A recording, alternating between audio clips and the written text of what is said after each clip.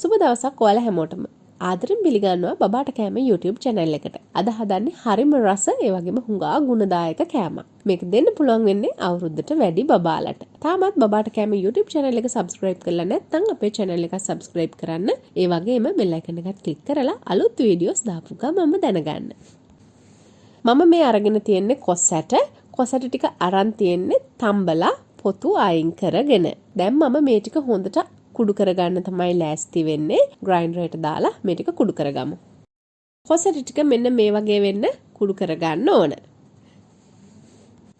දැන් මේකට ගාගත්ත පොල් ටිකක් එකතු කරගන්න. දැන් මම එකතු කරගන්නේ සීනි. සීනි එකතු කරගන්න නැතුව මේකට ග්‍රේට් කරගත්ත හකුරු ටිකක් වගේ එකතු කරගන්න පුළුවන් නම් හරිම රසයි. දැන් අපිට පුළුවන් රසායන ලුණු චුට්ටක් දාගන්න.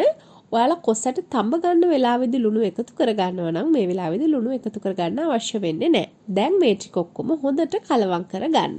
හැම දෙයක්ම හොඳට කලවම් වුණාට පස්සේ හරිම පහසුවෙන් අපිට මේ මිශ්‍රණයෙන් මෙන්න මේ විදියට අග්ගලා හදාගන්න පුළුවන්. ඉතින් අග්ගලා ටික මෙන්න මේ වගේ ප්‍රමාණයෙන් ඔයගලන්ට හදාගන්න පුළුවන්.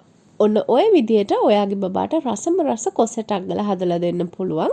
මේකට තව අපිට එකතු කරගන්න පුළුවන් බැඳගත්ත නට්ස් වර්ග ටිකක් එහෙම කුඩු කරලා ඒකෙනුත් හොඳ රසයක් ඒ වගේම පෝෂණයක් බබාට ලබා දෙන්න පුළුවන්. ඉතින් කිසිම වසක් විසක් නැති හරිම පෝෂණීය කෑමක් තමයි කොස්සට කියලා කියන්නේ.